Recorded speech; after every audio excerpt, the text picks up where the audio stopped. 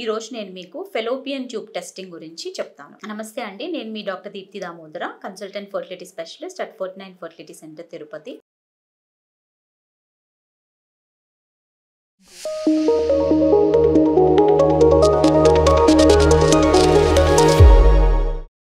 So fallopian tubes అనేవి మనకి తెలుసు, యూట్రస్ కి ఓవరీస్ కి మధ్యలో ఉండే ఒక కనెక్టింగ్ ఛానల్స్. ఇక్కడ ఎగ్ అండ్ స్పర్మ్ రెండు కలిసి ఎంబ్రియో ఫస్ట్ ఏర్పాటు అవుతుంది అనమాట. సో ఈ ఫెలోపియన్ ట్యూబ్స్ అనేవి మనకి ఒక్కొక్కసారి బ్లాక్ అయ్యే అవకాశాలు ఉంటాయండి. సో ఈ బ్లాక్ కి కారణాలు ఏముంటాయి అంటే, ఒక్కొక్కసారి ఇన్ఫెక్షన్స్ వల్ల ఉండొచ్చు, ప్రీవియస్ గా ఏదైనా సర్జరీస్ చేసి ఉంటే అక్కడ అతుకులు ఏర్పడి దాని వల్ల బ్లాక్ అవ్వచ్చు, లేదా ఇతరత్ర కారణాల వల్ల అంటే ఎండోమెట్రియోసిస్ లాంటి సమస్యల్లో బ్లాక్ అయ్యే అవకాశం ఉంటుంది, లేదా ఇన్సైడ్ పెల్విస్ లో టీబీ రావచ్చు, జెనైటల్ టీబీ అంటాం దాన్ని. సో ఈ టీబీ కండిషన్ లో బ్లాక్ అవ్వచ్చు, ఆర్ ఆ పర్సన్ కి ఏదైనా ముందు సర్జరీస్ జరిగి ట్యూబ్స్ లైగేట్ అయిపోయి ఉంటే, కట్ అయిపోయి ఉంటే అలాంటి కండిషన్స్ లో కూడా ట్యూబ్స్ బ్లాక్ అవుతాయి. సో మరి మనకి ట్యూబ్స్ బ్లాక్ అయ్యాయా లేదా అని కనుక్కోవటం ఎలాగా, ఎటువంటి టెస్ట్లు చేసుకోవాలి అంటే, మెయిన్ గా 3 రకాల టెస్ట్లు ఉన్నాయి ఫెలోపియన్ ట్యూబ్ టెస్ట్లు. ఒకటి హిస్ట్రోసాల్పింగోగ్రామ్ అంటాము, 2 సెలైన్ ఇన్ఫ్యూజన్ సోనోగ్రఫీ అంటాము, అండ్ 3వది gold standards test laparoscopic chromopertubation. ఈ 3 టెస్ట్లు ఇంపార్టెంట్ టెస్ట్లు అనమాట ఫెలోపియన్ ట్యూబ్ ని బ్లాక్ ని డయాగ్నోస్ చేయడానికి. సో దీంట్లో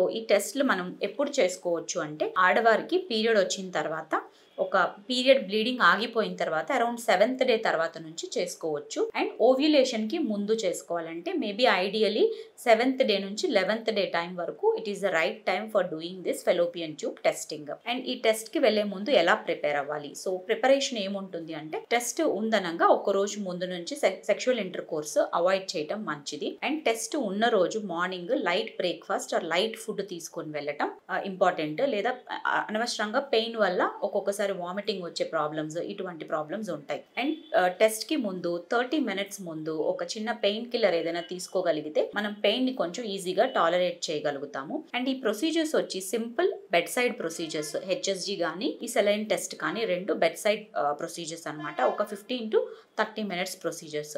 సో ఈ ప్రొసీజర్స్ లో కింద గర్భాశయం లోపలికి కింద నుంచి ఒక డై ఇంజెక్ట్ చేస్తాము. ఈ డై ఇంజెక్ట్ చేసిన తర్వాత పైనుంచి అంటే పొత్తి కడుపు పైనుంచి ఎక్స్రే అనేది తీస్తాం హెచ్ఎస్జిలో. సో ఈ ఎక్స్రేలో ట్యూబ్స్ బ్లాక్ ఉన్నాయా లేదా తెలుస్తుంది, అండ్ యూట్రస్ షేప్ కూడా తెలుస్తుంది.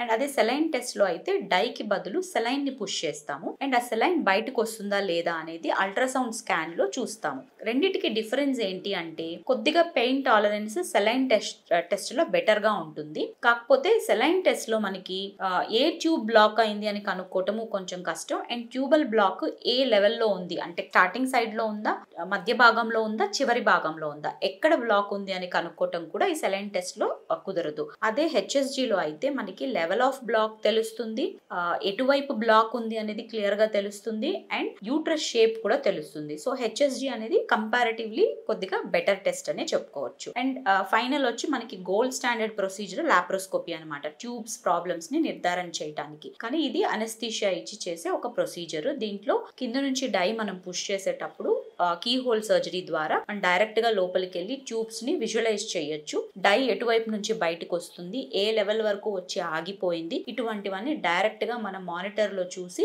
ఈజీగా డయాగ్నోస్ చేసుకోవచ్చు. సో ఇవి 3 types of fallopian tube testings అనమాట. సో టెస్ట్ తర్వాత ఆ విమెన్ కి ఎటువంటి సిమ్టమ్స్ ఉండొచ్చు అంటే, టెస్ట్ జరిగిన రోజు కొద్దిగా లైట్ ఫుడ్ తీసుకోవడం బెటర్. అదర్వైజ్ వారికి పొత్తి కడుపు హెవీగా అనిపించడం, పొత్తి కడుపు నొప్పిగా అనిపించడం, వామిటింగ్స్, టైర్డ్ గా అనిపించడం, గిడ్డినెస్ ఉండటం, ఇటువంటి సమస్యలు చెప్తుంటారు. కొంతమందికి అయితే abnormal vaginal discharge, watery discharge కూడా వస్తుంటుంది. సో నెక్స్ట్ 1 or 2 days వరకు సెక్షువల్ ఇంటర్ కోర్స్ అవాయిడ్ చేస్తే బెటర్. అండ్ దెన్ ఒకవేళ ఏదైనా పెయిన్ ఉంటే పెయిన్ కిల్లర్స్ తీసుకోవడం వల్ల, రెస్ట్ తీసుకోవడం వల్ల తగ్గిపోతుంది. ఒక్కొక్కసారి బాడీ టెంపరేచర్ రేజ్ అయినట్టు కూడా ఉంటుంది, బికాస్ ఈ డై అనేది మన లోపలికి పుష్ చేసినప్పుడు లోపల కెమికల్ రియాక్షన్ వల్ల ఇన్ఫ్లమేషన్ అనేది ట్రిగ్గర్ అవుతుంది. సో ఇన్ఫ్లమేషన్ ట్రిగ్గర్ అవ్వడం వల్ల వారికి ఫీవరిష్నెస్ ఉండటం, బాడీ పెయిన్స్, బాడీ ఏక్స్ ఉండటం అవన్నీ గమనిస్తుంటాం అనమాట. సో అలాంటి ఉన్నప్పుడు చిన్న పారాసెటమాల్ టాబ్లెట్ తో కూడా వాళ్ళు రిలీఫ్ పొందుతారు. So this is about fallopian tube testing. Hope this video was useful for you. Thank you.